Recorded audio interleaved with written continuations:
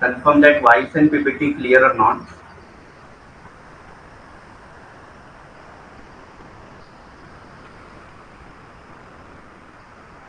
ठीक है, then start करते हैं।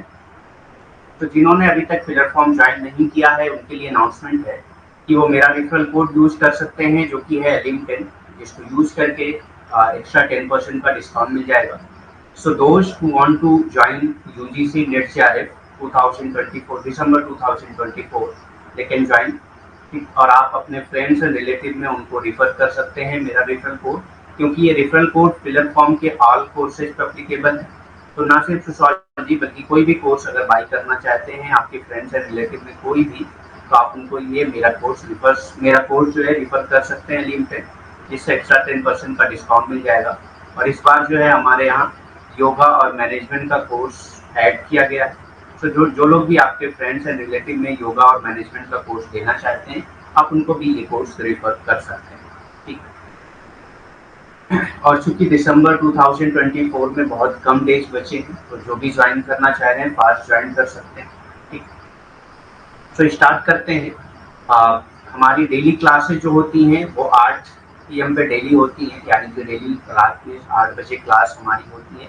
इनकेस अगर 8 बजे क्लास नहीं होगी तो आपको अनाउंस कर दिया जाता है अनाउंसमेंट के जरिए। दूसरी चीज़ ये बताने का मकसद इसलिए होता है कि क्योंकि कभी-कभी क्या होता है, नेटवर्क इश्यूज की वजह से या किसी भी टेक्निकल प्रॉब्लम की वजह से आपको लिंक रिसीव नहीं होता है। तो मेरा सजेशन होगा कि आप 8 बजे एक बार ऐप खोल के देख लिया करें, वहाँ पे आपको मिल जाएगा अगर क्लासेस चल रही होंगी।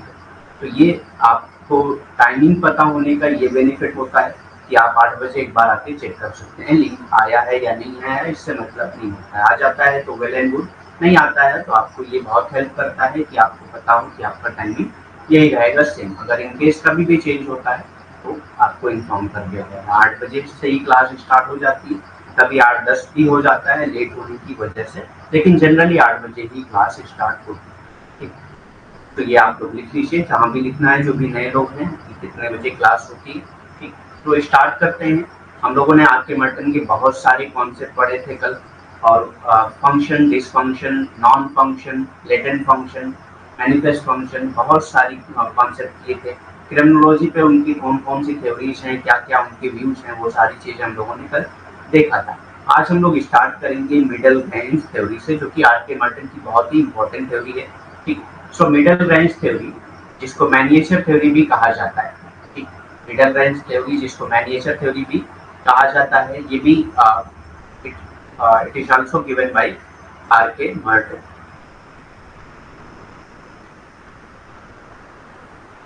ठीक। मिडल रेंज थ्योरी या मैनिएचर थ्योरी इसको कहा जाता है। ठीक। ये भी R.K. मार्टिन द्वारा ही दी गई है। ठीक। For Martin, middle range theory is the set of laws that are derived from grand theories. ये कहते हैं मिडल रेंज थ्योरी क्या है, जो ग्रांड थ्योरी से लॉज जो है वो ड्राइव होते हैं, उसी का एक सेट है। यानी कि जो एक ग्रांड थ्योरीज होती हैं, ठीक, उसके जो लॉज होते हैं उसी के सेट को ही मिडल रेंज थ्योरी कहा जाता है। And link to observation by breach laws. ठीक। और इसको जो है ऑब्जर्वेशन के जरिए ठीक लिंक किया जाता है। लिंक टू ऑब्जर्वेशन यानी कि ऑब्जर्वेशन को लिंक किया जाता है इससे बाय ब्रीच लॉज के जरिए। ठीक। मार्टिन के लिए मध्य श्रेणी सिद्धांत कानूनों का समूह है।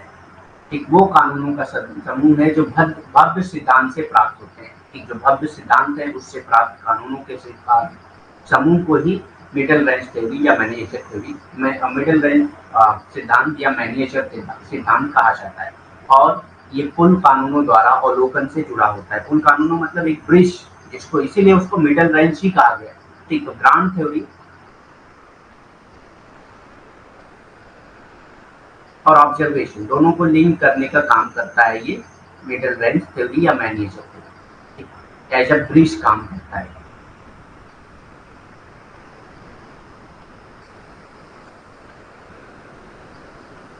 Middle range theories are simply less abstract. जो मिडल रेंज थ्योरीज होती हैं वो क्या होती हैं, लेस एब्स्ट्रैक्ट होती है, क्योंकि सोशियोलॉजिकल थ्योरी ज्यादातर ये मानी जाती है कि एब्स्ट्रैक्शन के बेस पे होती है। एब्स्ट्रैक्शन आपको पता है, मैंने बताया था, एब्स्ट्रैक्शन मतलब होता है कि आप इसको सिर्फ अपने माइंड में रख सकते हैं, इसको ना देखा जा सकता है ना किसी को दिखाया जा सकता है, वो चीजें एब्स्ट्रैक्ट होती हैं। तो मिडल रेंज थ्योरी ज़्यादातर सोशियोलॉजिकल थ्योरी जो है वो एब्स्ट्रैक्ट ही होती है, मिडल रेंज थ्योरी थोड़ा सा लेस एब्स्ट्रैक्ट होती है. So middle range theories are simply less abstract and hence more directly testable. ठीक, क्योंकि अगर कोई चीज़ कम एब्स्ट्रैक्ट होगी तो उसको टेस्ट करना ज़्यादा आसान हो जाता है. ठीक, so it is less abstract and hence more directly testable, इसीलिए जो है ये ज़्यादा टेस्टेबल है. ठीक, कॉन्सिक्वेंसेज ऑफ ग्रांड थ्योरीज के कॉन्सिक्वेंसेज क्या है? तो कॉन्सिक्वेंसेज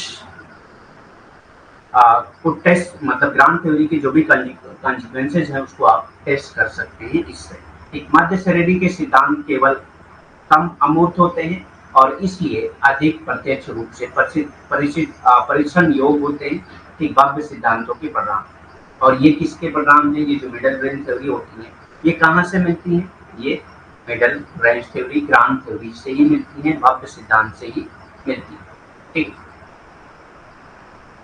नेक्स्ट क्यूडोस फ्रेमवर्क का कॉन्सेप्ट दिया है आर.के. मर्टन ने. बहुत बार एग्जाम में कई तरह से घुमा के पूछा जाता है. ठीक, तो ये आपको पता होना चाहिए कि क्यूडोस का फुल फॉर्म क्या होता है. असल में ये क्या है? क्यूडोस का फुल फॉर्म ही है communism, universalism, disinterestedness and organised scepticism. ये 4 पार्ट्स आते हैं क्यूडोस फ्रेमवर्क में जो आर.के. मर्टन द्वारा दिया गया है. ठीक, तो कम्युनिज्म, यूनिवर्सलिज्म, डिसइंटरेस्टेडनेस. कभी कभी इसकी जगह पे इंटरेस्टेडनेस दे देता है तो आप कंफ्यूज हो जाते हैं. तो क्यूडोस CUDOS आपको याद रखना. ठीक, ऑर्गेनाइज्ड स्केप्टिसिज्म, साम्यवाद, सार्वभौमिकता, उदासीनता, संगठित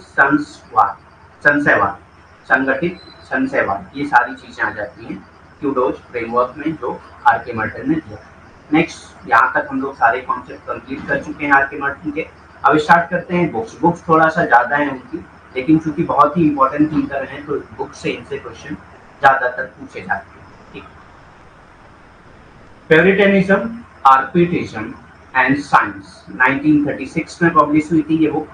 मास परसुएशन, द सोशल साइकोलॉजी 1946 में पब्लिश हुई थी. A war born tribe. ठीक, ये पूरा है. Mass persuasion, the social psychology, a war born tribe, ये 1946 में पब्लिश हुई थी. Social theory and social structure 1949 में पब्लिश हुई थी. बहुत ही इंपॉर्टेंट बुक है, कई बार एग्जाम में पूछा गया है. कोडिंग में ज्यादातर ये बुक बहुत ज्यादा पूछी गई अभी तक PYQ. ठीक, social theory and social structure, खासतौर से क्लॉड लेवी-स्ट्रॉस और SF नेडल की थ्योरीज के साथ, बुक के साथ इस बुक को जरूर रखा जाता है कंफ्यूजन करने के लिए, क्योंकि उन्होंने भी स्ट्रक्चर के बारे में बात किया है और आर.के. मर्टन भी उसी की बात करते हैं. The travel and adventure of serendipity, तो सेरेंडिपिटी का कॉन्सेप्ट ही इनका है, इसीलिए इनकी बुक भी इन्हीं की. The travel and adventure of serendipity 1950 में पब्लिश हुई थी. ठीक, द फोकस ग्रुप डिस्कशन के बारे में बात करते हैं आर.के. मर्टन. इनकी बुक भी है फोकस इंटरव्यू, ये 1956 में पब्लिश हुई. तो मैंने पहले ही आपको बताया था कि कुछ बुक्स जो है वो थिंकर के कॉन्सेप्ट से ही मैच करती हैं, तो उसको याद करना जो है आसान होता है. ठीक, ये 1956 में पब्लिश हुई. द सोशियोलॉजी ऑफ साइंस 1966 में पब्लिश हुई थी. ये भी बहुत ही इंपॉर्टेंट बुक है, कई बार पूछी गई एग्जाम में. द सोशियोलॉजी ऑफ साइंस 1962 में पब्लिश हुई थी. एंड द सोल्जर ऑफ ज्ञान, ये भी बहुत ही इंपॉर्टेंट है, ये 1965 में पब्लिश हुई. ठीक, Ascendian Postscript on the Theoretical Sociology 1967 में पब्लिश हुई थी. Varieties of Political Expression in Sociology 1972 में पब्लिश हुई थी. तो ये सारी बुक्स हैं जो आर.के. मर्टन से रिलेटेड हैं. अब यहाँ पे हम लोग आर.के. मर्टन के सारे कॉन्सेप्ट, नहीं और भी बुक हैं यहाँ पर. ठीक, वही मैं कह रहा था, बुक बहुत ज़्यादा है इनकी, क्योंकि बहुत ज़्यादा इंपॉर्टेंट थिंकर हैं, तो बुक भी इनकी बहुत इंपॉर्टेंट हो जाती है सारी. ठीक, so sociological ambivalence and other essays 1976 में पब्लिश हुई थी. क्रिमिनोलॉजी 1978 में पब्लिश हुई थी. क्रिमिनोलॉजी पे बहुत काम है आर.के. मर्टन का, तो आपको पढ़ना चाहिए. बहुत ही इम्पोर्टेंट काम है और बहुत ही इंटरेस्टिंग काम है. तो एक बार आप क्रिमिनोलॉजी मर्टन की जरूर पढ़िए. स्ट्रेंथ थ्योरी भी उसमें आ जाती है जो आपसे पूछा जाता है. ठीक, और जो स्ट्रेन को रेगुलेट करने का, रिस्पॉन्ड करने का तरीका है, वो सारी चीज़ें आ जाती हैं। कन्फर्मिटी, इनोवेशन, रिचुअलिज्म, रिबेलियन, रिटर्टिज्म, ये सारी चीज़ें उसमें आ जाती हैं। ठीक, द रोल सेट का कॉन्सेप्ट ही आर.के. मैटन का है, तो ये 1993 में पब्लिश हुई थी। एंड द सोल्जर ऑफ ज्ञान, द पोस्ट इटालियन एडिशन, 1993। एक पहले की बुक है और ये पोस्ट इटालियन एडिशन, दोनों में आपको कंफ्यूज नहीं होना है। अगर द सोल्जर ऑफ ज्ञान है तो 1993 नहीं होगा, बल्कि जो पहले की है। पहले की क्या है? हाँ, ये 1965 में। ठीक, द पोस्ट इटालियन एडिशन जो है, इटालियनेट एडिशन जो है, वो 1993 में है और वो 65 में, 65 है या 60 है? हाँ, 65 में। ठीक, द स्टूडेंट फिजिशियन भी बहुत बार एग्जाम में पूछी गई है, बहुत से एग्जाम में, न सिर्फ नेट में बल्कि बहुत सारे एग्जाम में ये पूछी जाती है, जो 2003 में पब्लिश हुई। ठीक, तो ये सारे कॉन्सेप्ट हम लोगों ने कंप्लीट किया है आर.के. मर्टन का। आर.के. मर्टन से रिलेटेड अगर आपका कोई भी क्वेश्चन है तो कर सकते हैं। Question you can ask related to R K. Merton. ठीक, आर.के. मर्टन से, यानी कि आर.के. मर्टन के कॉन्सेप्ट से जो भी आपका क्वेश्चन है आप पूछ सकते हैं। उसके बाद हम लोग टारगेट पर्सन को स्टार्ट करेंगे। टारगेट पर्सन की कॉन्सेप्ट को उसके बाद हम लोग, पीडीएफ सारी डल गई हैं, आपको नहीं मिली क्या पीडीएफ?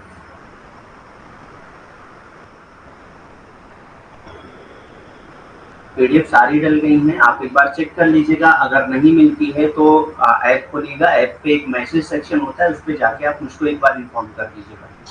पीडीएफ कैसे पाना है वो मैंने एक तरीका आपको बता दिया था, एक बार और बता दे रहा हूँ, जो लोग नए हैं वो जान जाएंगे। ठीक, आप जाएंगे ऐप पे, ऐप पे जाने के बाद जो है वहां पे आता है परचेज कोर्स के बाद, परचेज कोर्स। ठीक, इस पे जाएंगे। इस पे जाने के बाद कई फोल्डर ऊपर की तरफ आते हैं, वहां पे आपको कंटेंट में जाना है। ठीक, कंटेंट के बाद एक फोल्डर आपका आएगा दिसंबर 2024 का, दिसंबर 2024। ठीक, क्या आएगा? इसके बाद जो है आप उसमें पेपर 2 पे जाइएगा, या पेपर 1 भी अगर आपने लिया उसके भी नोट्स चाहते हैं तो पेपर 1, पेपर 2 जो भी आप जिसकी भी नोट्स चाहते हैं वो चलिए। फिर वहां पे नोट्स का फोल्डर आएगा। नोट्स के फोल्डर में आपको यूनिट वाइज, अभी हम लोग की यूनिट 1 चल रही है तो यूनिट 1 का फोल्डर आएगा, ये खोलेंगे, इसमें सारी बुक आपको क्लास, सारी पीडीएफ जो है क्लास वाइज मिल जाए। तो वो आपको नहीं, अगर समझ में आ गया होगा कि किस तरह से डाउनलोड करना है। अगर नहीं समझ में आता है तो एक बार आप मैसेज करके मुझसे कभी मैसेज का सेक्शन होता है ऐप पे, उस पर आप। ठीक, any question related to R K. Merton? नहीं है तो आप बता दीजिए, हम लोग आगे बढ़ते हैं। कोई क्वेश्चन अगर नहीं है तो बता दीजिए कि आगे बढ़िए, हम लोग आगे बढ़ते हैं, टारगेट पर्सन को स्टार्ट करते हैं।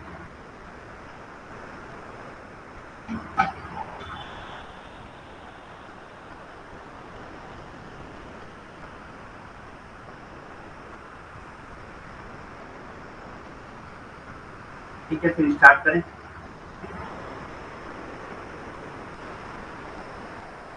Okay,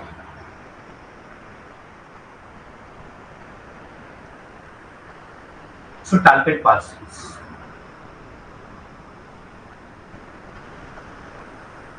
Talcott Parsons was an American sociologist of the classical tradition. ये जो है क्लासिकल ट्रेडिशन के अमेरिकन सोशोलॉजिस्ट थे, best known for his social action theory. ये सबसे ज्यादा, टालकेट पार्सन की सबसे ज्यादा सोशल एक्शन थ्योरी बहुत ज्यादा, इसके लिए ही वो बहुत ज्यादा जाने जाते हैं। टालकेट पार्सन अपने सोशल एक्शन थ्योरी की वजह से ही सबसे ज्यादा जाने जाते हैं। एंड स्ट्रक्चरल फंक्शनलिज्म, और चूंकि ये स्ट्रक्चरल फंक्शनलिस्ट थे तो उसकी वजह से भी बहुत ज्यादा जाने जाते हैं। पार्सन इज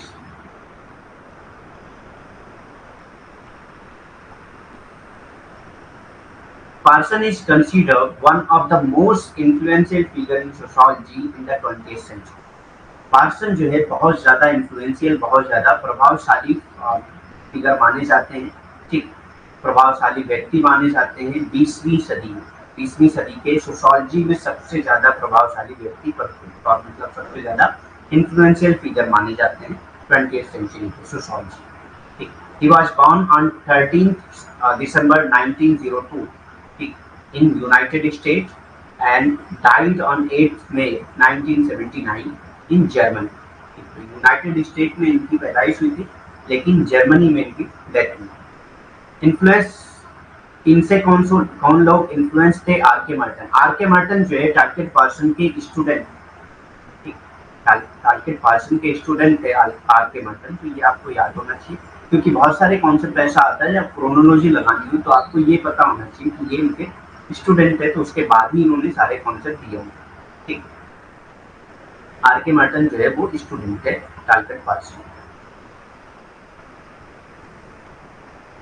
इसीलिए बहुत सारी थ्योरीज जो है टार्गेट पर्सन ने उनके साथ की। ठीक, टार्गेट पर्सन और आर के मार्टन दोनों ने मिलकर एक साथ जो है एक दो थ्योरीज दी। ठीक, जैसे होता है ना पीएचडी में ज्यादातर सुपरवाइजर के साथ मिलके बहुत सारे पेपर्स लिखे जाते हैं, बहुत सारी थ्योरीज भी दी जाती है, तो ऐसे इनका भी है। अपने टीचर के साथ इनकी एक दो थ्योरीज आप देख सकते हैं, मिलती हैं सोशियोलॉजी में। तो इन्फ्लुएंस थे, क्योंकि स्टूडेंट थे तो इन्फ्लुएंस थे ही। रॉबर्ट के मार्टन, निकोलस लुहmann, जर्गन हैबरमास, ये सब लोग जो है इन्फ्लुएंस थे टार्गेट पर्सन। और ये टार्गेट पर्सन किससे इन्फ्लुएंस थे? इमाइल डर्कीम और विल्फ्रेड प्रेटो से। इमाइल डर्कीम और विल्फ्रेड प्रेटो से। तो टार्गेट पर्सन का जो सबसे पहला कॉन्सेप्ट आता है वो है एजील पैराडिगम। एजील पैराडिगम, जिसको फंक्शनल प्रीरिक्विजिट भी कहा जाता है कहीं कहीं पे। तो आपके क्वेश्चन में तीनों ऑप्शन आ सकते हैं, यानी कि तीनों तरीके से पूछे जा सकते हैं आपसे क्वेश्चन। एजील पैराडिगम में कौन कौन से पार्ट्स आते हैं, फंक्शनल प्रीरिक्विजिट्स कौन कौन से बताए हैं टार्गेट पर्सन ने, या फंक्शनल इंपरेटिव्स कौन कौन से बताए हैं। सारे तीनों चीजों का आंसर एक ही होता है। एजील पैराडिगम को ही फंक्शनल प्रीरिक्विजिट कहा जाता है और फंक्शनल इंपरेटिव्स कहा जाता है। ठीक, प्रीरिक्विजिट्स कहते हैं कि किसी भी फंक्शन को करने के लिए कुछ पहले की रिक्वायरमेंट होती है, उससे पहले की कुछ रिक्वायरमेंट होती है, वो कौन कौन सी, ठीक, उसके बारे में बात किया है टार्गेट पर्सन। तो ये आपको कंफ्यूज नहीं होना है कि एजील पैराडिगम, फंक्शनल प्रीरिक्विजिट और फंक्शनल तीनों अलग है, तीनों एक ही है। ठीक, तीनों को एक ही नाम से जाना जाता है, एजील फ्रेमवर्क। एजील प्रतिमान क्या है? कार्यात्मक पूर्व भी कहा जाता है इसको। ठीक, तो मैंने बताया कि कोई भी काम करने से पहले उससे पहले की जो रिक्वायरमेंट होती है, जो जरूरतें होती है, उसी को फंक्शनल प्रीरिक्विजिट कहा जाता है, कार्यात्मक पूर्व कहा जाता है। ठीक, कार्यात्मक पूर्व आवश्यकताएं या कार्यात्मक अनिवार्यता। ठीक, कार्य करने के लिए कोई अनिवार्यता क्या क्या हो सकती है, ठीक, ये सारी चीजें आ जाती हैं एजील प्रतिमान में। अब इसमें क्या क्या बातें की उन्होंने वो हम लोग डिटेल में देखेंगे। It is a systematic depiction of certain societal function which every society must meet to be able to maintain stable social life। यानी कि ये कहते हैं ये एक सिस्टमैटिक डिपिक्शन है ऑफ सर्टेन सोशल फंक्शन, जो भी सोशल फंक्शन होते हैं उसके एक सिस्टमैटिक डिपिक्शन है, यानी कि इसी सिस्टम से कोई भी फंक्शन, कोई भी सोशल फंक्शन काम करता है। Which every society must need to be able to maintain stable social life, जिसको जिसकी जरूरत जो है हर सोसाइटी को होती है। हर सोसाइटी को इतनी एबिलिटी होनी चाहिए कि इन चीज़ों को, एजील पैराडिगम को, फंक्शनल प्रीरिक्विजिट को या फंक्शनल इंपरेटिव को पूरा कर सके, ताकि वो सोशल लाइफ जो है वो स्टेबल रहे और मेंटेन रहे। ठीक, ताकि सोशल लाइफ स्टेबल रहे और मेंटेन रहे। So it is a systematic depiction of certain societal functions which every society must need to be able to maintain stable social life। ठीक, एजील प्रतिमान, कार्यात्मक पूर्व आवश्यकताएं, कार्यात्मक अनिवार्यताएं क्या होती हैं? ये कुछ सामाजिक कार्यों का एक व्यवस्थित चित्रण है। ठीक, ये कुछ सामाजिक कार्यों का व्यवस्थित चित्रण है जिसे हर समाज को स्थिर सामाजिक जीवन को बनाए रखने में सक्षम होने के लिए पूरा करना चाहिए। यानी कि जो सामाजिक कार्य होते हैं किसी भी समाज में, इसका एक व्यवस्थित चित्रण, इस तरीके से सारे काम सोसाइटी में अगर होंगे, ठीक, तभी सोसाइटी अपने आप को सक्षम बना सकती है, इस लायक बना सकती है कि उस समाज में सामाजिक जीवन जो है वो स्थिर रहे, ठीक, सही तरीके से चले, नियंत्रण में रहे। ठीक, तो ये कुछ सामाजिक कार्यों का एक व्यवस्थित चित्रण है जिससे हर समाज को स्थिर सामाजिक जीवन को बनाए रखने में सक्षम होने के लिए पूरा करना चाहिए।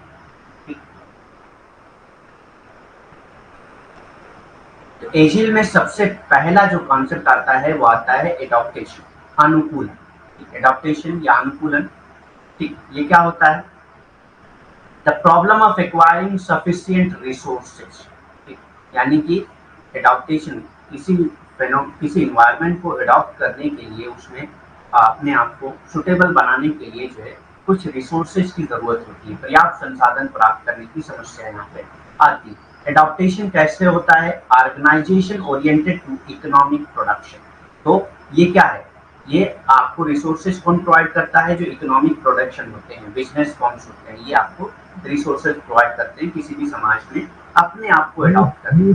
ठीक, अनुकूलन कैसे होता है? ये आर्थिक उत्पादन के लिए उन्मुख संगठन होते हैं, ठीक, ज्यादातर। यानी कि जब भी आपसे एडॉप्टेशन की बात हो तो आप ये समझिए कि यहाँ पे इकोनॉमिक प्रोडक्शन की बात हो कि किस तरह से सोसाइटी अपने आप को एडॉप्ट करती है, ठीक, किस तरह से उसको रिसोर्सेज मिल रहे हैं, जो फंक्शन हो रहे हैं उसको रिसोर्सेज कैसे मिल रहे हैं। अनुकूलन, आर्थिक उत्पादन के लिए उन्मुख संगठन, व्यवसायिक फर्म, ये सारी चीजें आ जाती है एडॉप्टेशन।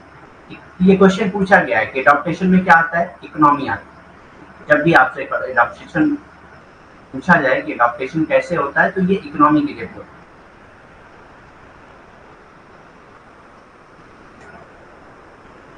अर्थव्यवस्था की जरूरत।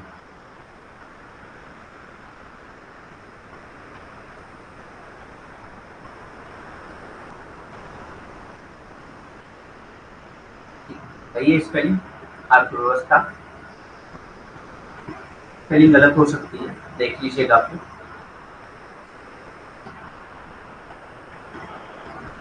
नेक्स्ट आता है एजिल मॉडल में ए के बाद जी आता है। तो जी मीन्स क्या होता है? G for goal attainment, goal attainment, लक्ष्य प्राप्ति। गोल अटेनमेंट क्या है? इसमें क्या प्रॉब्लम आती है? The problem of setting and implementing goal. यानी कि इसमें क्या होता है? सोसाइटी, एक कोई भी फंक्शन होगा, कोई भी सोशल फंक्शन होगा, उसका एक लक्ष्य होगा, उसका एक गोल होगा, तो उस गोल को सेट किया जाता है, इसमें गोल अटेनमेंट है। The problem of setting and implementing goal, इसको सॉल्व किया जाता है। लक्ष्यों को निर्धारित करने और लागू करने की समस्या होती है। यानी कि कोई भी कार्य होगा, सामाजिक कार्य होगा, कोई भी समाज होगा, वो अपने एक लक्ष्य रखता है, उस लक्ष्य को पूरा करने के लिए यहाँ पे वो लक्ष्य जो है यहाँ पे तय किए जाते हैं, लक्ष्य प्राप्ति। अब ये चीज को पूरा कौन करता है गोल अटेनमेंट में? ऑर्गेनाइजेशन ओरिएंटेड टू पॉलिटिकल गोल, यानी कि ऐसे ऑर्गेनाइजेशन जो पॉलिटिकल गोल को, पॉलिटिकल जो सिस्टम होता है वही गोल अटेनमेंट का कार्य पूरा करता है। ठीक, तो पॉलिटी आप यहाँ कह सकते हैं, गवर्नमेंट एजेंसीज, बैंक्स, ये सारी चीजें हैं। पॉलिटिकल सिस्टम जो है वो गोल अटेनमेंट का काम करता है, यानी कि लक्ष्य तय करता है। किसी भी कार्य का लक्ष्य क्या होगा, किसी भी समाज का लक्ष्य क्या, पॉलिटिकल सिस्टम ही पूरा करता है। लक्ष्यों को निर्धारित करने और लागू करने की समस्या होती है। लक्ष्य प्राप्ति इसमें कैसे होती है? यानी कि लक्ष्य प्राप्ति को तय कैसे किया जाता है कि कौन से लक्ष्य को प्राप्त करना है। सो राजनीतिक लक्ष्यों के लिए संगठन, उन्मुख सरकारी एजेंसियां, बैंक, यानी कि राजनीतिक लक्ष्यों को पूरा करने के लिए संगठन होते हैं, सरकारी एजेंसियां होती हैं, बैंक होती हैं। तो पॉलिटिकल सिस्टम यानी कि राजनीतिक संरचना, राजनीतिक व्यवस्था भी कह सकते हैं।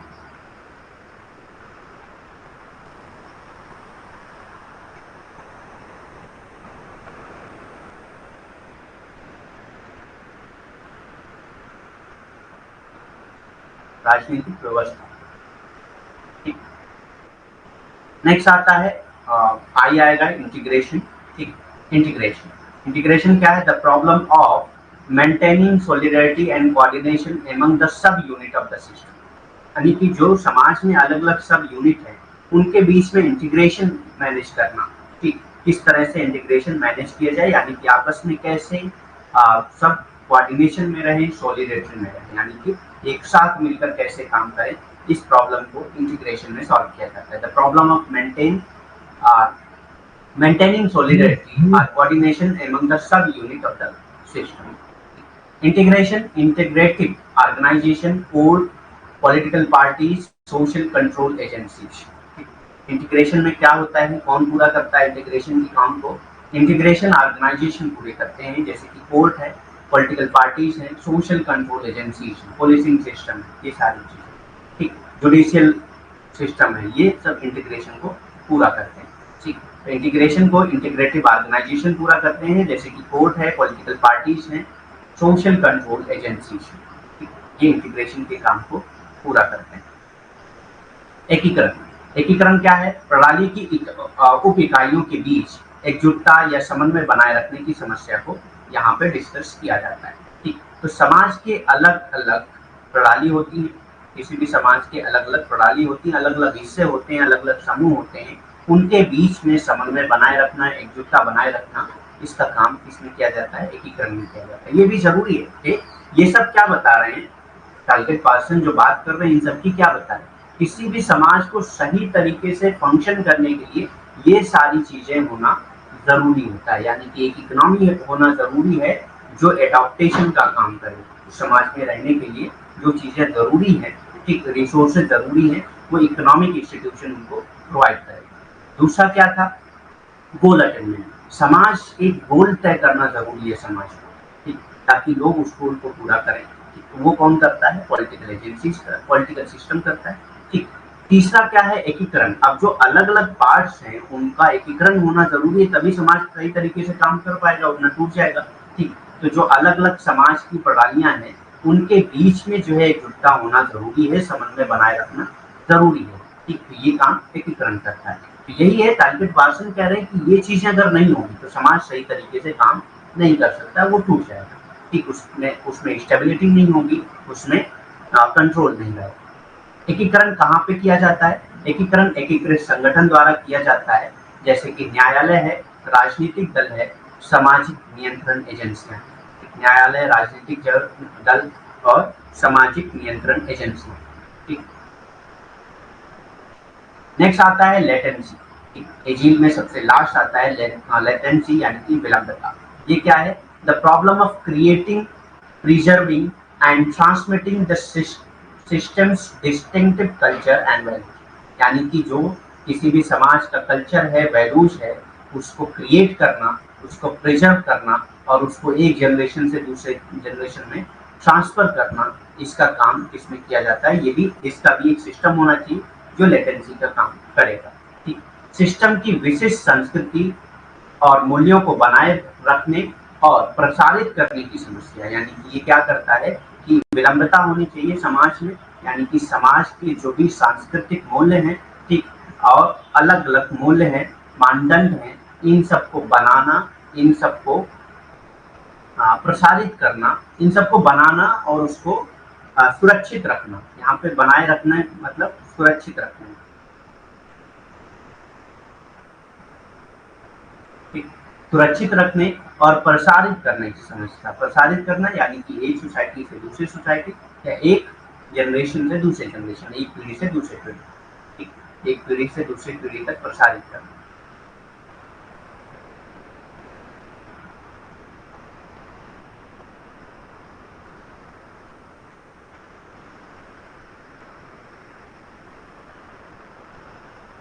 ये विलंबता में किया जाता है। और ये विलंबता वाला काम कौन करता है?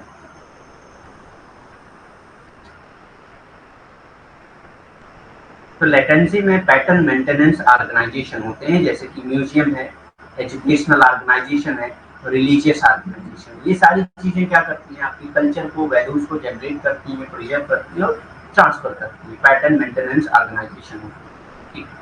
विलंबता में पैटर्न रख रखाव संगठन होते हैं, जैसे संग्रहालय है, शैक्षिक संगठन है, धार्मिक संगठन है। ये आपके संस्कृति को और मूल्यों को बनाते हैं, उसको सुरक्षित रखते हैं, उनको प्रसारित करते हैं। तो ये सारा कॉन्सेप्ट था एजील का। अब टारगेट पर्सन कहते हैं कि ये सारी चीजें होना जरूरी है किसी भी सोसाइटी को स्टेबल होने के लिए, फंक्शनल रहने के लिए। किसी भी सोसाइटी को स्टेबल रहने के लिए, फंक्शनल रहने के लिए ये सारी चीजों का होना जरूरी है। ठीक।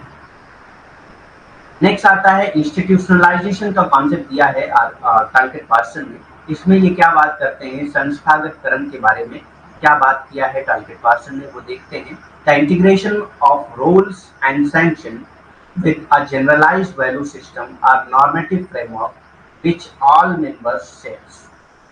एक समान्वीकृत मूल प्रणाली या मानक ढांचे के साथ भूमिकाओं और प्रतिबंधों का एकीकरण जो सभी सदस्य साझा करते हैं। इसका क्या मतलब है, इंटीग्रेशन ऑफ रोल्स, यानी कि जो रोल्स होते हैं एक सोसाइटी में, जो सैंक्शंस होते हैं एक सोसाइटी में, विद अ जनरलाइज्ड वैल्यू, जिसकी एक जनरलाइज्ड वैल्यू होती है। जनरलाइज्ड मीन्स जिसको सारे लोग मानते हैं, वैल्यू सिस्टम हो, और नॉर्मेटिव फ्रेमवर्क, एक नॉर्मेटिव फ्रेमवर्क हो जो सारे मेंबर शेयर करें। यानी कि इंस्टीट्यूशनलाइजेशन मीन्स कि सारे मेंबर्स जो एक चीजों पे इत्तेफाक रखते हो, एक फ्रेमवर्क हो, एक जनरलाइज्ड वैल्यू सिस्टम हो, एक रूल्स हो, एक सैंक्शंस हो, जो सारे लोग मानते हैं, इसी को इंस्टीट्यूशनलाइजेशन कहा जाता है। एक समन्वयकृत मूल प्रणाली या मानक ढांचे के साथ भूमिकाओं और प्रतिबंधों का एकीकरण। एक समन्वयकृत मूल्य प्रणाली या मानक ढांचे के साथ जब आप भूमिकाओं और प्रतिबंधों का एकीकरण करते हैं जो सभी सदस्य साझा करते हैं, उसी को संस्थागतकरण कहा जाता है। ठीक। नेक्स्ट आता है सोशलाइजेशन के बारे में क्या बात किया है टालकेट पार्सन ने, वो देख लेते हैं। तो सोशलाइजेशन को ये कहते हैं कि socialisation is a bridge between family and adult role. यानी कि सोशलाइजेशन के जरिए ही हम एडल्ट रोल में कन्वर्ट होते हैं। ठीक। तो इसीलिए इन्होंने कहा कि socialisation is a bridge between family and adult role. परिवार और वयस्क भूमिका के बीच एक सेतु के रूप में समाजीकरण कार्य करता है। ठीक। ये बहुत ही इम्पोर्टेंट, ये कह सकते हैं बहुत ही महत्वपूर्ण अवधारणा है जो समाजीकरण के बारे में दिया था टालकेट पार्सन ने। तो उन्होंने कहा कि एक सेतु के रूप में, सेतु मतलब आप जानते हैं ब्रिज, ठीक, दो लोगों को एक साथ जोड़ना। यानी फैमिली में आप पैदा होते हैं, फैमिली से एक एडल्ट रोल की तरफ आपको कौन ले जाता है, ये यानी कि वयस्क भूमिका की तरफ आपको कौन ले जाता है, समाजीकरण भी ले जाता है। ठीक, तो ब्रिज भी यही काम करता है, आपको एक पॉइंट से दूसरे पॉइंट पे ले जाता है। ऐसी समाजीकरण आपको फैमिली से निकाल कर एडल्ट रोल यानी कि वयस्क भूमिका की तरफ ले जाता है। ठीक, तो एक तरह से ये सेतु या ब्रिज की तरह काम कर रहा है। ठीक। दूसरा जो इम्पोर्टेंट कोर्स है उनका सोशलाइजेशन के बारे में, वो कहते हैं it is a perception, it is a preparation for adult role.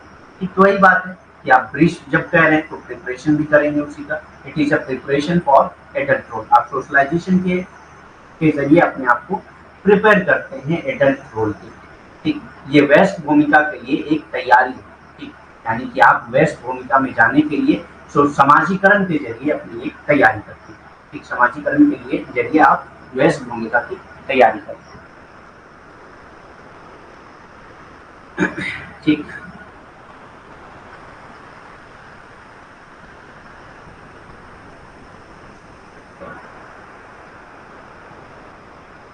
One minute.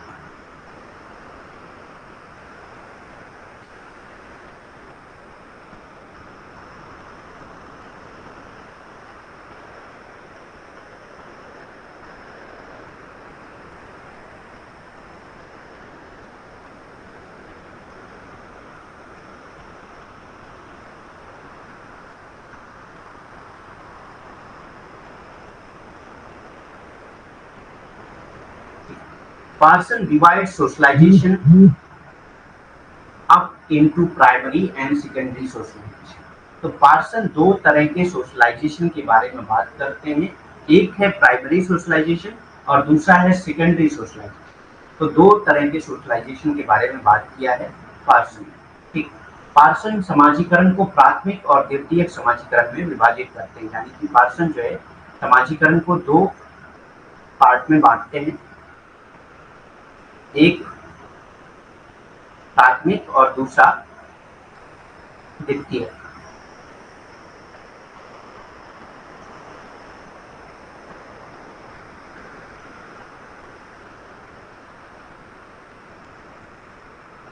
प्राथमिक और द्वितीय। ठीक, अब ये देखते हैं क्या है प्राइमरी सोशलाइजेशन के बारे में वो क्या कहते हैं, टालकेट पार्सन प्राथमिक समाजीकरण में क्या कहते हैं वो देखते हैं। It takes place in the family, वो कहते हैं कि ये कहाँ पे होता है, फैमिली में होता है। प्राइमरी सोशलाइजेशन फैमिली में होता है। सोशलाइजेशन पे हमने एक डिटेल क्लास ली थी, यूट्यूब पे वो क्लास पड़ी हुई है, आप उसमें देख सकते हैं जाके। प्लेटफॉर्म पे सोशलाइजेशन डालेंगे सोशलाइजेशन, और आगे जो है फिलर फॉर्म डाल दीजिए, वहाँ पे आपको मिल जाएगा ये, ठीक, यूट्यूब पे। तो वो देख लीजिएगा, 2 घंटे की क्लास है, बहुत ही डिटेल बताएगा। उसमें भी हम लोगों ने ये बात की है कि प्राइमरी सोशलाइजेशन ज़्यादातर कहाँ से होता है, वो फैमिली से ही होता है। प्राइमरी सोशलाइजेशन की जो एजेंसी होती है वो फैमिली ही होती है। तो वही टालकेट पार्सन भी कह रहे हैं, it takes place in the family, ये कहाँ पे होता है, फैमिली में होता है। Where we learn the particular norms and values, जहाँ पे हम एक पार्टिकुलर नॉर्म्स एंड वैल्यूज को सीखते हैं, जहाँ पे हम लोग पार्टिकुलर नॉर्म्स एंड वैल्यूज को सीखते हैं, यानी कि जो उस समाज के लिए जरूरी इंपॉर्टेंट नॉर्म्स होते हैं, वैल्यूज होते हैं, उस समाज के जो नॉर्म्स होते हैं, जो वैल्यूज होते हैं, उसको हम लोग सीखते हैं, ठीक। So it takes place in the family where we learn the particular norms and values of our family and community, हम अपने फैमिली और कम्युनिटी के जो पार्टिकुलर नॉर्म्स एंड वैल्यूज होते हैं उसको सीखते हैं, ठीक। तो प्राथमिक समाजीकरण में क्या बात करते हैं टालकेट पार्सन, ये कहते हैं कि जो प्राथमिक समाजीकरण होता है वो परिवार में होता है। प्राथमिक समाजीकरण जो होता है वो कहाँ पे होता है, परिवार में होता है, जहाँ हम अपने परिवार और समुदाय के विशिष्ट मानदंडों और मूल्यों को सीखते हैं। तो हम अपने परिवार के मानदंडों को पहले सीखते हैं, ठीक, और उसके बाद हम अपने समाज के मानदंडों और मूल्यों को सीखते हैं जो जरूरी है उस समाज में रहने के लिए, ठीक। तो परिवार में होता है प्राथमिक समाजीकरण, जहां हम अपने परिवार और समुदाय के विशिष्ट मानदंडों और मूल्यों को सीखते हैं। सेकेंडरी सोशलाइजेशन क्या है, सेकेंडरी सोशलाइजेशन में क्या बात करते हैं ये, सो वी लर्न यूनिवर्सलिस्टिक वैल्यूज, हम जो है जो यूनिवर्सलिस्टिक वैल्यूज होती हैं, पहले प्राइमरी सोशलाइजेशन में तो सिर्फ हम अपनी सोसाइटी की वैल्यू सीखते हैं, ठीक, और उसके बाद जब हम सेकेंडरी सोशलाइजेशन में आते हैं तो हम यूनिवर्सलिस्टिक वैल्यूज को सीखते हैं। यूनिवर्सलिस्टिक वैल्यू यानी कि जो पूरे वर्ल्ड में चल रही है, ठीक। We learn universalistic value through schools, किसके जरिए हम लोग सीखते हैं, स्कूल के जरिए सीखते हैं। द मीडिया, मीडिया के जरिए हम लोग सीखते हैं। And other agents of socialization, और दूसरे सोशलाइजेशन के जो एजेंट्स हैं उनके जरिए सीखते हैं। यानी कि प्राइमरी में हम सिर्फ सोसाइटी और फैमिली के सीखते हैं, सेकेंडरी में हम यूनिवर्सलिस्टिक वैल्यूज को सीखते हैं स्कूल के जरिए, मीडिया के जरिए, और दूसरे जो सोशलाइजिंग एजेंट हैं उनके जरिए, ठीक। माध्यमिक समाजीकरण में हम जो है जो सार्वभौमिक मूल्य होते हैं उसको सीखते हैं, जो सार्वभौमिक मूल्य होते हैं उसको सीखते हैं किसके जरिए, स्कूल के जरिए, मीडिया के जरिए, और दूसरे जो समाजीकरण के एजेंट हैं उनके जरिए, जो माध्यम हैं उनके जरिए, दूसरे समाजीकरण के जो माध्यम हैं उनके जरिए सीखते हैं। तो हम स्कूल, मीडिया और समाजीकरण के अन्य एजेंटों के माध्यम से सार्वभौमिक मूल्यों को सीखते हैं, किसमें, माध्यमिक समाजीकरण, ठीक। नेक्स्ट कॉन्सेप्ट है इक्विलिब्रियम। इक्विलिब्रियम का कॉन्सेप्ट भी बहुत ही फेमस है, टालकेट पार्सन का संतुलन का कॉन्सेप्ट। इसमें क्या बात करते हैं Talcott Parsons, Talcott Parsons postulates that all society system tend to approximate a system of equilibrium, यानी कि जितने भी सोसाइटी के सिस्टम है, ठीक, पार्सन का ये मानना है कि जितने भी सोशल सिस्टम है, ठीक, इन सबको एक इक्विलिब्रियम, स्टेट ऑफ इक्विलिब्रियम बनाए रखना जरूरी होता है। टेंड टू अप्रोक्सीमेट, यानी कि पूरी तरीके से इक्विलिब्रियम बनाना तो पॉसिबल नहीं है, ठीक, अप्रोक्सीमेटली इक्विलिब्रियम तक वो लोग पहुंचते हैं, ठीक। टेंड टू अप्रोक्सीमेट का मतलब आप समझिए यहाँ पे, ठीक, टोटली इक्विलिब्रियम बनाए रखना ये पॉसिबल है ही नहीं सोसाइटी में, पूरी तरीके से स्टेबल हो सोसाइटी ये पॉसिबल नहीं, लेकिन इतना स्टेबल हो कि लगे कि हाँ स्टेबल है, इसी को कहते हैं approximate a state of equilibrium. Although no concrete system will actually reach a perfectly equilibrated state, ठीक, तो यही बात इन्होंने बाद में कहा, ठीक, कि ये पॉसिबल ही नहीं है कि कोई भी कॉन्क्रीट सिस्टम एक परफेक्ट इक्विलिब्रियम स्टेट में जा सके, ठीक। तो Talcott Parsons postulate that all social system tend to approximate, यानी कि वो कोशिश ये करते हैं कि इक्विलिब्रियम बना रहे, हालांकि tend to approximate a state of equilibrium although no concrete system. अगरचे आपको ये मानना पड़ेगा कि कोई भी कॉन्क्रीट सिस्टम जो है वो एक्चुअली परफेक्टली इक्विलिब्रेटेड स्टेट में नहीं पहुंच सकता है, ठीक, will actually reach a perfectly equilibrated state।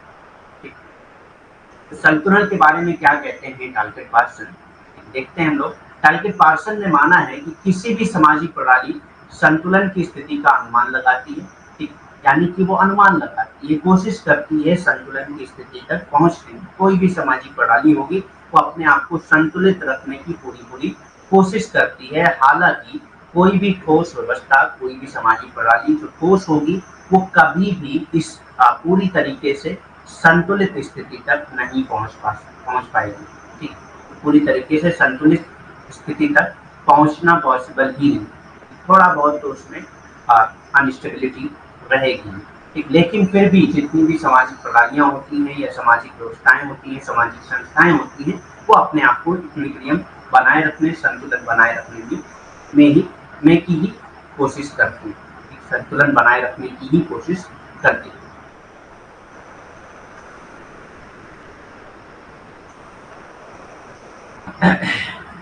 टालकेट person का मानना है कि लैंग्वेज जो है वो एज रिवोल्यूशनरी एंड यूनिवर्सल। तो कई बार डायरेक्ट एग्जाम में इससे क्वेश्चन पूछा गया है, ये पीवाईक्यू से ही मैंने लिया है इसको, ठीक। एग्जाम में पूछा गया है कि who consider language as a revolutionary and universal, so it is Talcott Parsons who consider language as revolutionary and universal। ठीक, ये मैंने पीवाईक्यू से ही उठाया है कि यहाँ पे क्वेश्चन पूछा गया था कि किसने माना है कि जो भाषा होती है वो क्रांतिकारी और सार्वभौमिक होती है। किसने माना है कि जो भाषा होती है वो क्रांतिकारी होती है और सार्वभौमिक होती है। तो ये टालकेट पार्सन ने ही माना है कि जो भाषा होती है वो क्रांतिकारी होती है और सार्वभौमिक होती है। He was structural functionalist। Talcott Parsons क्या थे? स्ट्रक्चरल फंक्शनलिस्ट थे। तो अबाउट में ही हम लोगों ने देख लिया था, ठीक है। पहली स्लाइड में टालकेट पार्सन की पहली स्लाइड जो थी जिसमें हम लोगों ने उनके बारे में पूरा पढ़ा, उसी में हम लोगों ने देख लिया था कि Talcott Parsons was a structural functionalist. वो एक संरचनात्मक प्रकार्यवादी या कार्यात्मकतावादी थे, ठीक। टालकेट पार्सन संरचनात्मक प्रकार्यवादी या कार्यात्मकतावादी थे। ये भी आपको याद रखना है। सिर्फ फंक्शनलिज्म में आप इनको नहीं रखेंगे, बल्कि स्ट्रक्चरल फंक्शनलिज्म में रखेंगे, संरचनात्मक प्रकार्यवादी में रखेंगे। सिर्फ प्रकार्यवादी में आप टालकेट पार्सन को नहीं रख सकते, क्योंकि ये ज्यादातर स्ट्रक्चर की ही बात करते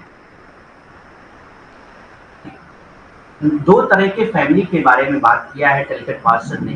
एक है आइसोलेटेड फैमिली, ठीक, आइसोलेटेड न्यूक्लियर फैमिली के बारे में बात किया है। सबसे पहले हम लोग ये देख लेते हैं। पृथक परमाणु परिवार के बारे में बात किया है टालकेट पार्सन ने, ठीक। तो ये देखते हैं कि इसमें क्या बात किया उन्होंने आइसोलेटेड न्यूक्लियर फैमिली के बारे में, ठीक। न्यूक्लियर फैमिली आपको पहले बता दूं क्या होता है। परमाणु परिवार तो नहीं होगा, इसमें एकल परिवार होगा।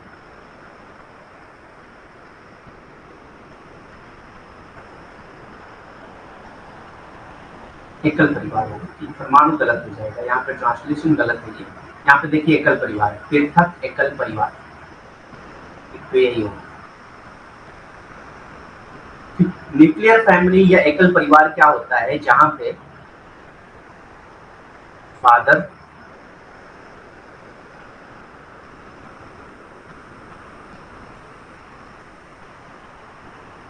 हो,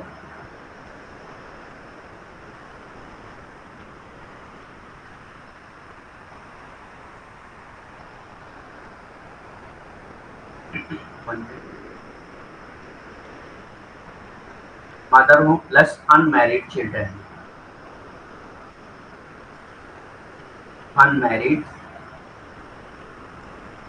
इसको न्यूक्लियर फैमिली कहा जाता है। ये बहुत ही बेसिक डेफिनेशन है सोशियोलॉजी में न्यूक्लियर फैमिली। एकल परिवार किसको कहते हैं? तो एकल परिवार कहते हैं माता, पिता प्लस जो है अविवाहित बच्चे।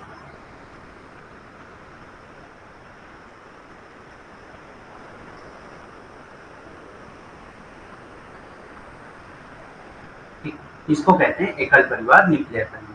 अब देखते हैं आइसोलेटेड न्यूक्लियर फैमिली के बारे में क्या बात किया है टैलकेट पार्सन। तो Talcott Parson in is the structure of family इनकी बुक जो 1959 में पब्लिश हुई। टैलकेट पार्सन ने अपनी book the structure of family A study of American families, ये क्या थी, अमेरिकन फैमिलीज की स्टडी थी, क्योंकि टैलकेट पार्सन भी बिलोंग करते हैं अमेरिका से। wrote that isolated nuclear family is family of modern industrial society।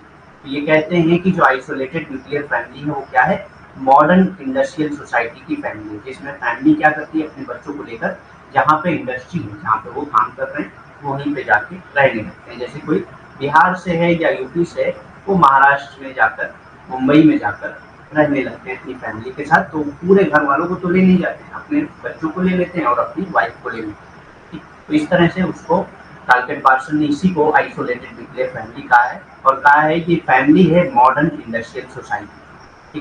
टैलकेट Parson ने अपनी पुस्तक द स्ट्रक्चर ऑफ फैमिली जो 1959 में प्रकाशित हुई थी, it is a study of American families, इसमें लिखा है, ठीक, ये पूरी बुक का नाम है द स्ट्रक्चर ऑफ फैमिली, 1959 में पब्लिश हुई थी, I study of American family.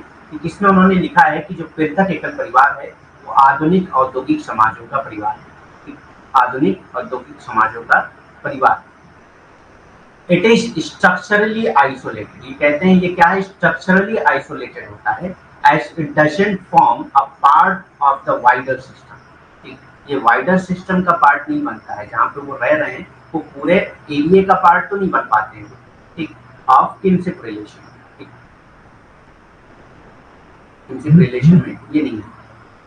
It is structurally isolated at it doesn't form a part of the wider system of kinship relation, यानी कि किनशिप रिलेशन के वाइडर सिस्टम में ये नहीं आते हैं। ये संरचनात्मक रूप से अलग थलग होते हैं, क्योंकि ये रिश्तेदारी संबंधों की व्यापक व्यवस्था का हिस्सा नहीं होते। Nuclear family as a fit to industrial society, ये बहुत ही फेमस कोटेशन है टैलकेट पार्सन का, जो बहुत बार एग्जाम में पूछा गया है कि किसने कहा है, who says that nuclear family is a fit to industrial society.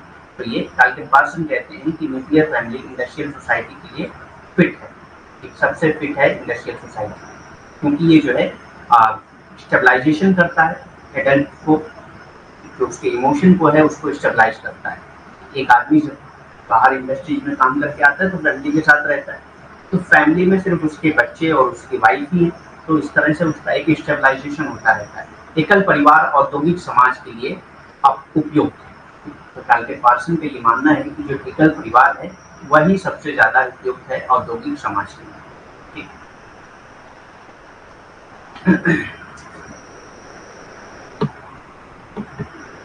उसके बाद नेक्स्ट कॉन्सेप्ट आता है homeostasis. Homeostasis in the social system. Homeostasis की बात किसमें किया है टैलकेट पार्सन ने, द सोशल सिस्टम, जो 1951 में पब्लिश हुई। देखिए बुक आपको याद रखना है, क्योंकि कभी कभी ये भी पूछ लिया जाता है आपसे कि ये कॉन्सेप्ट उन्होंने अपनी किस पुस्तक में दिया है, ठीक। So in the social system 1951, Parson argued that the crucial feature of societies as of biological organism, ये कहते हैं कि जो क्रूशियल फीचर है किसी भी सोसाइटी का वो एक बायोलॉजिकल ऑर्गेनिज्म की तरह है। यानी कि टैलकेट पार्सन जो है वो सोसाइटी को एक बायोलॉजिकल ऑर्गेनिज्म मानते हैं। टैलकेट पार्सन जो है वो सोसाइटी को एक बायोलॉजिकल ऑर्गेनिज्म मानते हैं। ये कहते हैं कि जितने भी क्रूशियल फीचर होते हैं सोसाइटी के वो एक बायोलॉजिकल ऑर्गेनिज्म की तरह ही है।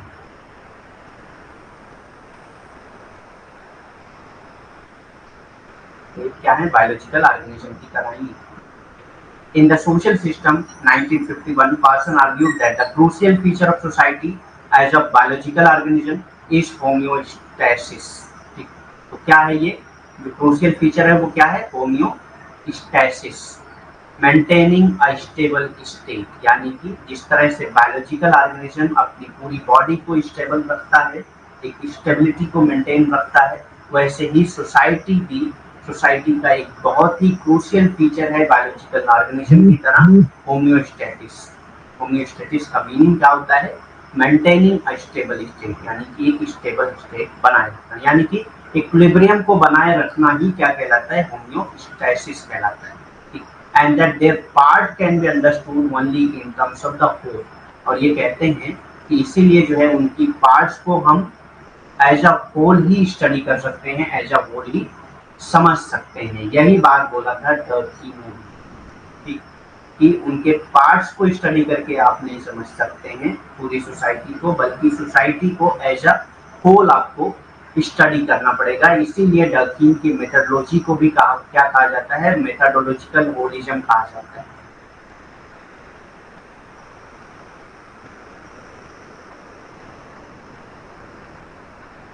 मेथडोलॉजिकल होलिज्म कहा जाता है, ठीक। So, in the social system 1951, Parson argued that the crucial feature of the society as a biological organism is homeostasis, which means maintaining a stable state, and that their part can be understood only in terms of the whole. उनके parts को आप whole के terms में ही समझ सकते हैं। अब homeostasis का हिंदी ट्रांसलेशन होता है समस्थिति। समस्थिति क्या है? समस्थिति का जो वर्ड है वो दिया है टालकेट पार्सन ने द सोशल सिस्टम, जो कब पब्लिश हुई थी? 1951 में पब्लिश हुई।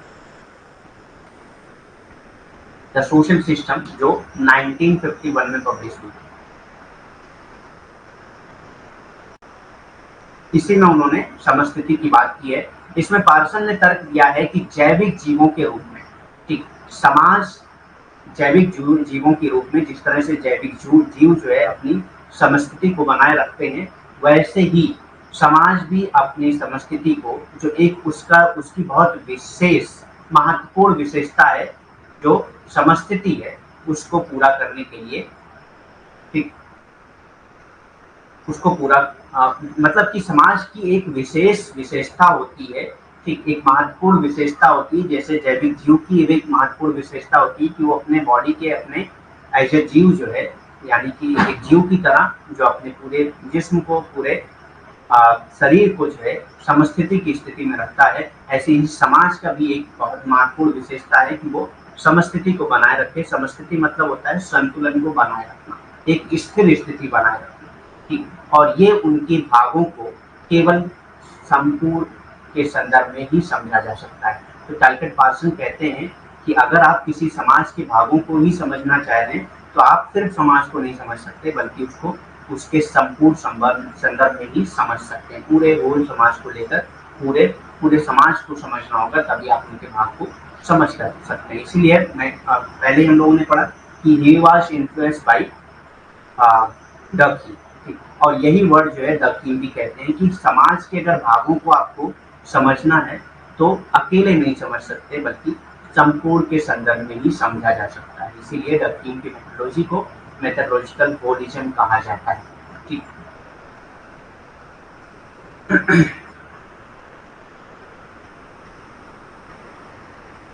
Person began his career as a biologist. तो सबसे पहले पार्सन जो है बायोलॉजिस्ट थे, अपना करियर भी उन्होंने बायोलॉजिस्ट के तौर पे ही शुरू किया था। And later became interested in economics and sociology. बाद में इनका इंटरेस्ट डेवलप हुआ किसमें? इकोनॉमिक्स में एंड सोशियोलॉजी। इसीलिए इनकी थ्योरी में बहुत ज्यादा बायोलॉजी आप देखें, हर जगह पे, बहुत ज्यादा क्या, हर जगह पे बायोलॉजी आप देखेंगे। पार्सन ने एक जीव विज्ञानी के रूप में अपना करियर शुरू किया था, यानी कि उनकी जो जीवन की जर्नी है वो सबसे पहले किससे शुरू हुई थी? जीव विज्ञानी के रूप में शुरू हुई थी। जीव विज्ञान में सबसे ज्यादा पहले उनकी रुचि थी। बाद में इन्होंने जो है अर्थशास्त्र और समाजशास्त्र में अपनी रुचि दिखाने लगे, अपनी रुचि लेने लगे वो अर्थशास्त्र और समाजशास्त्र, ठीक। रोल का कॉन्सेप्ट हम लोग कल करेंगे। तो देख लेते हैं आज हम लोगों ने क्या क्या किया है, उसके बाद आपका जो भी क्वेश्चन है कर सकते हैं। बाकी नेक्स्ट क्लास में हम लोग बाकी पढ़ेंगे जितनी भी टर्म्स और है। तो हम लोगों ने सबसे पहले आर.के. मार्टिन की कुछ कॉन्सेप्ट जो रह गए थे उसको पढ़ा था, सारी बुक्स पढ़ी थी आर.के. मार्टिन की, ठीक। तो कॉन्सेप्ट कौन से थे? मिडल रेंज थ्योरी और नेक्स्ट कॉन्सेप्ट है क्यूरोस फ्रेमवर्क। यही दो कॉन्सेप्ट हम लोगों ने किया था। उसके बाद बुक्स देखे हैं आर.के. मार्टिन के। फिर हम लोगों ने टालकेट पार्सन के बारे में पढ़ा, ठीक। उसके बाद एजील मॉडल पढ़ा, ठीक, एजील प्रतिमान, जिसको फंक्शनल प्रीरिक्विजिट भी कहा जाता है या फंक्शनल इम्परेटिव भी कहा जाता है, कार्यात्मक पूर्व आवश्यकताएं या कार्यात्मक अनिवार्यताएं कहा जाता है। एजील मॉडल में सबसे पहले आता है एडॉप्टेशन, यानी कि अनुकूलन, जिसको इकोनॉमिक के जरिए पूरा किया जाता है। उसके बाद गोल अटेनमेंट आता है, लक्ष्य प्राप्ति होती है, यानी कि इसमें गवर्नमेंट एजेंसीज के जरिए इसको पूरा किया जाता है, ठीक। नेक्स्ट आता है इंटीग्रेशन। इंटीग्रेशन को इंटीग्रेटिव ऑर्गेनाइजेशन जैसे कि court, political party, social control agencies ये पूरा करती हैं एकीकरण को, ठीक है। एकीकृत संगठन, न्यायालय, राजनीतिक दल, सामाजिक नियंत्रण एजेंसियां ये पूरा करती हैं। सबसे लास्ट में आता है लेटेंसी, विलंबता। इसको जो है रिलीजन के जरिए, ठीक, और जो भी विलंबता को किसके जरिए पूरा किया जाता है, म्यूजियम, एजुकेशनल ऑर्गेनाइजेशन और रिलीजियस ऑर्गेनाइजेशन के जरिए पूरा किया जाता है। संग्रहालय, शैक्षणिक संगठन और धार्मिक संगठन के जरिए विलंबता लाई जाती है। फिर इंस्टीट्यूशनलाइजेशन का कॉन्सेप्ट टारगेट पार्सन का है, वो हम लोगों ने पढ़ा। संस्थागतकरण का कॉन्सेप्ट। सोशलाइजेशन के बारे में टारगेट पार्सन क्या कहते हैं उसके बारे में हम लोगों ने देखा। दो तरह के सोशलाइजेशन के बारे में बात किया है टारगेट पार्सन ने। एक है प्राइमरी सोशलाइजेशन यानी कि प्राथमिक समाजीकरण, दूसरा है सेकेंडरी सोशलाइजेशन यानी कि माध्यमिक समाजीकरण। इक्विलिब्रियम के बारे में, संतुलन के बारे में बात किया है टारगेट पार्सन ने, वो भी हम लोगों ने देखा है। आइसोलेटेड न्यूक्लियर फैमिली, पृथक एकल परिवार के बारे में क्या बात किया है टारगेट पार्सन ने, वो भी हम लोगों ने देखा। उसके बाद सबसे लास्ट में कॉन्सेप्ट आता है होम्योस्टैसिस, ठीक, जिसका मतलब होता है समष्टि। नेक्स्ट हम लोगों ने ये देखा कि टारगेट पार्सन ने अपना करियर बायोलॉजी से शुरू किया था, बाद में वो इकोनॉमी और सोशियोलॉजी में इंटरेस्टेड हुए। पहले जीव विज्ञान से शुरू किया, उसके बाद में अर्थशास्त्र और समाजशास्त्र में उनकी रुचि आने लगा।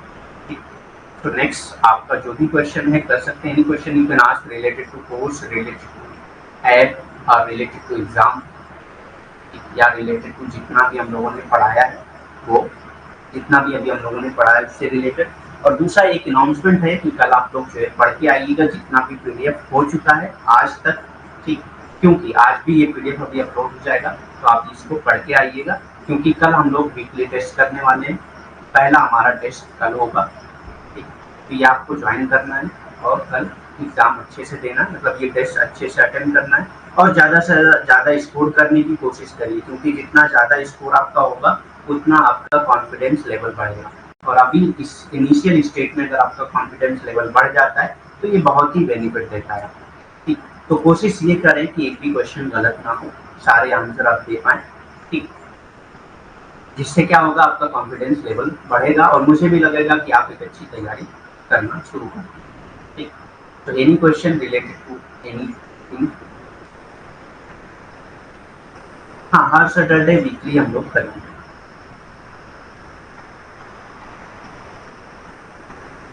पिछले सैटरडे नहीं हो पाया था, लेकिन इस सैटरडे से हम लोग शुरू करेंगे। हर सैटरडे वीकली होगा ये आपका।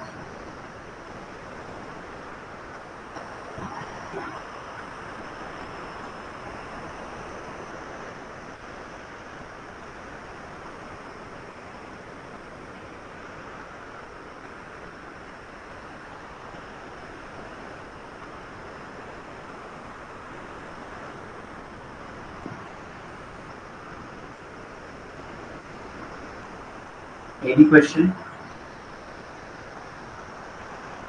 ठीक है, फिर लीव करते हैं class. Thank you very much, have a nice day, good night.